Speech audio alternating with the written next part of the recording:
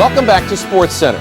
I'm Chris Connolly, and in conjunction with the Make-A-Wish Foundation and with the support of Disney, we're turning sports wishes into reality for 10 kids battling serious illness in our My Wish series.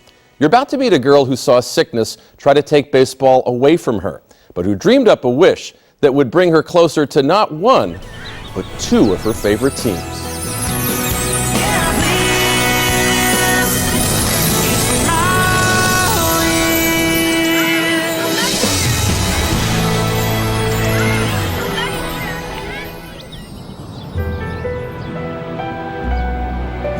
A diamond in Oregon City, a suburb of Portland, where Katie Morris spent her happiest days as the shortstop and leadoff hitter on a youth baseball team good enough to go to the 2003 state tournament. Katie was the most vocal player on the team. She was also the only girl. At first, it wasn't, the boys weren't sure, but then after they seen her game, after that first year, they wanted her to play every year. They looked up to her. When her family moved to rural Powell Butte, some 150 miles away, Katie had to leave the team behind, but kept playing the game she loved. Then, in January, 12-year-old Katie collapsed near her bedroom and was rushed to a nearby hospital. When I walked in, they were looking at an x-ray of her skull, and it was the weirdest thing. The doctors and nurses, they all just looked at me and nobody said anything. And I just remember thinking to myself, this isn't good. Katie would learn that she had a rare and virulent form of brain cancer. She asked the hard questions. Is it gonna kill me? And I say, it can. Nobody really knows. You're gonna have to fight the rest of your life. Katie's once boundless energy was laid to waste by chemotherapy and radiation. When Katie lost her hair, her mother shaved her own head. But the days that used to be filled with baseball and competition were no more. What do you miss the most? I'd have to say, not getting to do sports as much because I'm always so tired. And I probably won't get to do sports ever again. She's a little scared. But I also see the confidence. She knows, I'll do it. I'll be the one. You thought you knew how tough she was. Now I really know. People talk about you being really brave. Yeah, I am. In what way are you brave? I'm brave in fighting cancers and just fighting sicknesses and all that. Katie has never been to a major league ballpark, so for her wish, she asked to watch a Mariners game, but only in the company of the players closest to her heart. Katie wanted to reunite the team that went to the state tournament in 2003. Her team. What do you miss about those guys? Just everything. How they used to treat me. They were always so nice. They wouldn't tease me or anything. Her entire team will be there too, but her closest friend on the team, Bryce Aberg, has moved across the country. Katie's been told he won't be able to come. Who are you looking forward the most to seeing? Bryce, but he won't be there. How does that make you feel that he won't be there? It stinks.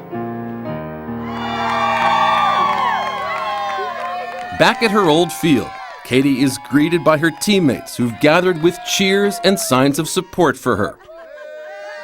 Then it's onto the bus for the 2-hour trip to Seattle. The trip lets her get reacquainted with old friends. Mom, look what Greg lets me do. Katie leads the charge off the bus. Moments later, she is walking onto Safeco Field, home of her beloved Mariners. I'm happy. Can I touch the grass? I want to touch it.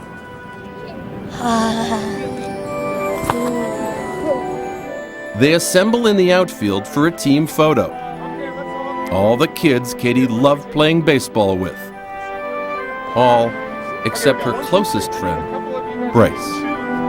Now, it's our understanding that it's not a complete team photo because you're missing one of your teammates and a very good friend. We direct your attention to the area in center field right behind you. Turn around and welcome back your friend and teammate, Bryce Aberg. What? Katie has not seen Bryce in 2 years. Now, reunited on this field, they share a special moment. That was what came out, was that vulnerable little girl that in that moment, I think she just wanted to hug that friend and tell him, you can't believe what's happening to me. On this day, Katie is her old self again, fun, feisty, and fearless, as the Mariners are about to find out when she asks them to sign her head. Jamie Moyer, Adrian Beltre, I'm loving this. even Ishiro in a private moment. Ichiro! Ichiro! My mom thinks you're a stud! When Katie is given a bat signed by all the Mariners, she signs it too. And then, the 12-year-old leadoff hitter, who thought she might never set foot on a baseball diamond again, joyfully leads her team around the bases at Safeco Field. Now, there's a game to play, and once again, Katie's in a leadoff role. Candy! Candy! Hours later, Katie and her teammates cheer the Mariners to victory over the Orioles. Ichiro! Ichiro! The next day, her favorite teammate stays behind to play catch with Katie, who can face the challenges ahead, filled with memories of joy and laughter and affection. It's been months since I've seen that sparkle in her eye and that enthusiasm out of her. I know that was one of her dreams, is to be on that stage, and she got it. In recent days, Katie's been taken to the hospital to be treated for seizures. While there, she told the nurses that she'd gotten to run the bases at Safeco Field. She's home now, and she's still fighting hard. You can read a first-person account of Katie's wish at ESPN.com.